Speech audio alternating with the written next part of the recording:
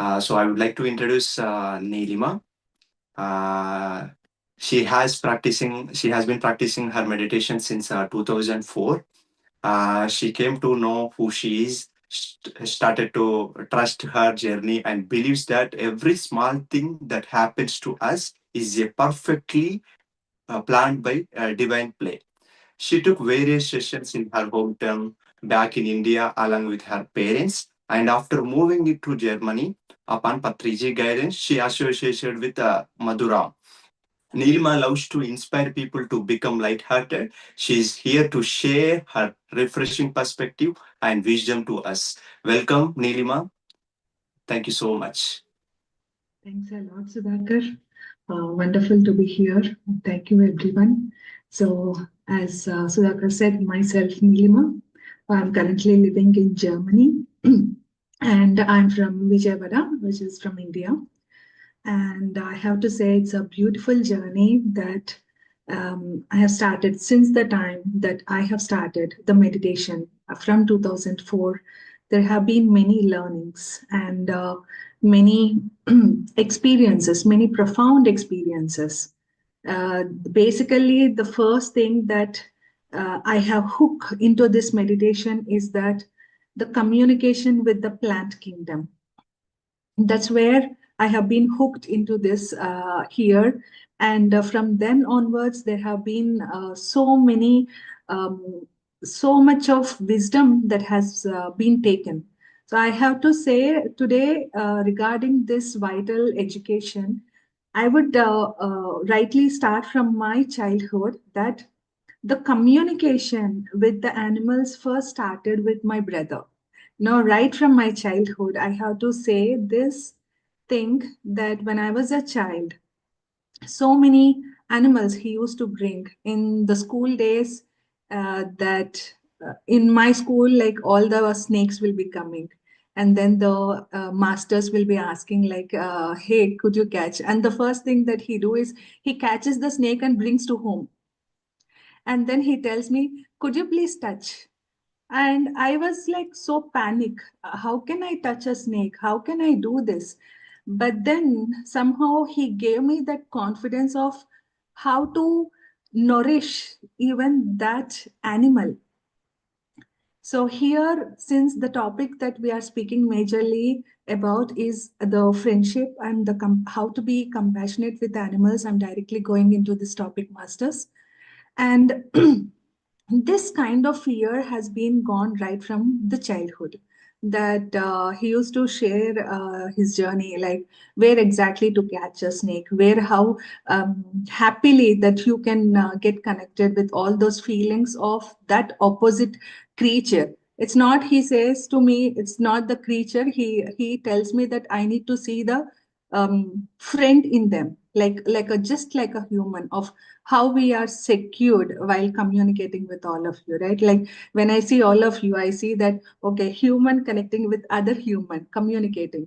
So we feel we are all into one, and we place a category called human. And then it's very easy for us that the bonding creates. Is just the same thing that he used to tell me, that observe the same. Don't put a tag called a reptile or a snake or something else. Just see it as human of how you have been communicating.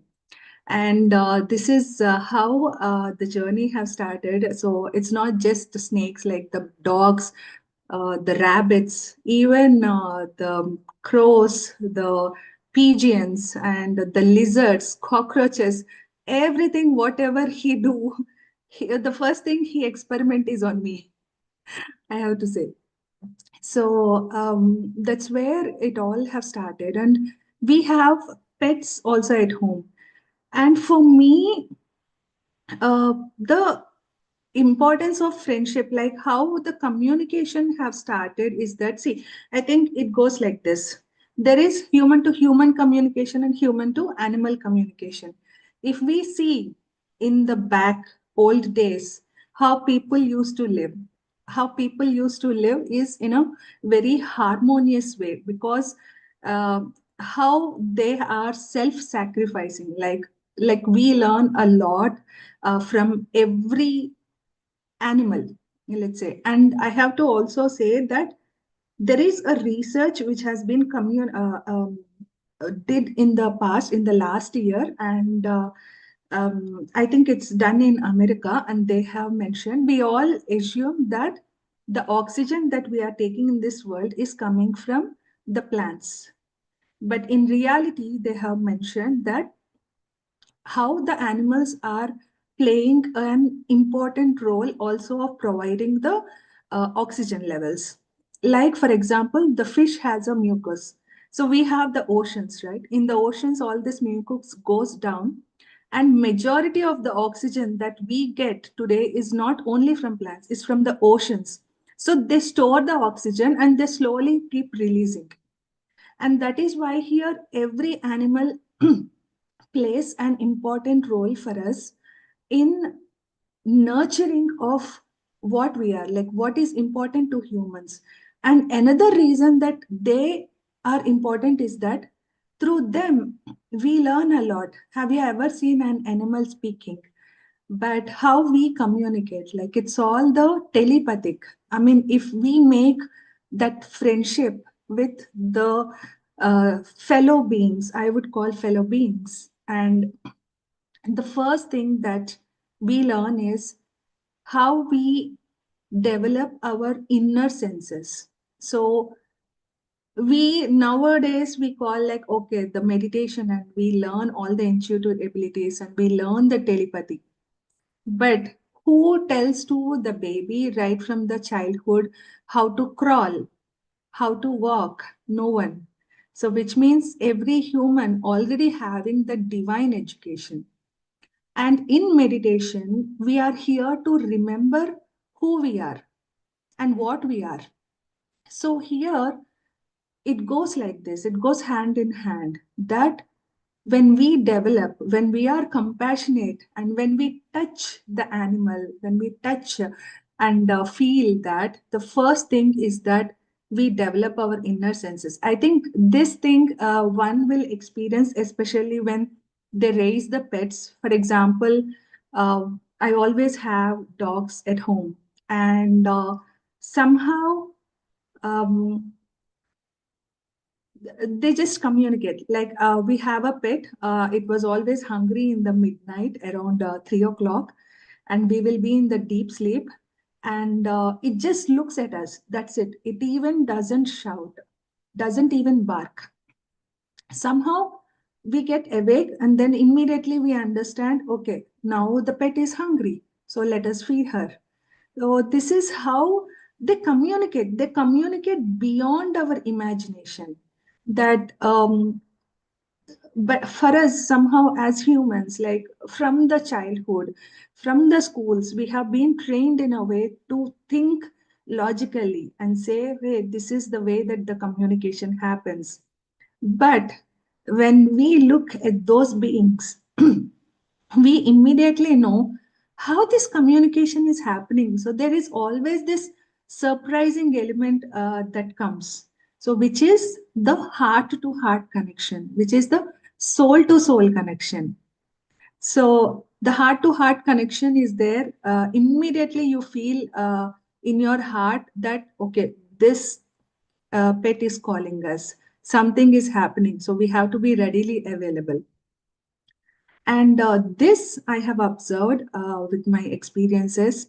So, this heart to heart and soul to soul connection is very much important, that it radiates the beauty within ourselves. See, animals are here to teach us, to make us remember what we are, to make us be aware of what are our intuitive abilities are, what are our telepathic abilities. So they help us raise in every aspect. In each and every aspect, they are here to help us. I think I have to say this another incident that I have with my pets. That so my pets have been raised in a way to eat meat, and then I started to communicate with them. Hey, this is the history, what is happening, so you choose. and then I slowly started to change the vegan food to them. And then now they know which one is correct. Like the more we start to communicate with the animals, they change. And there has been a lot of survey which has been conducted recently. I came to know also there is a pet story in Australia that it doesn't goes to the people who even eats meat. So that much their consciousness is, that much their awareness levels are. So if we connect, if we make friendship with them, we are the ones who are benefiting by evolving, by learning more. And we are here for that friendship, for that nurturing, for that compassion. And we benefit from every being around us. And another thing is that communication, as I have already explained, that we have been raised through this logical thinking.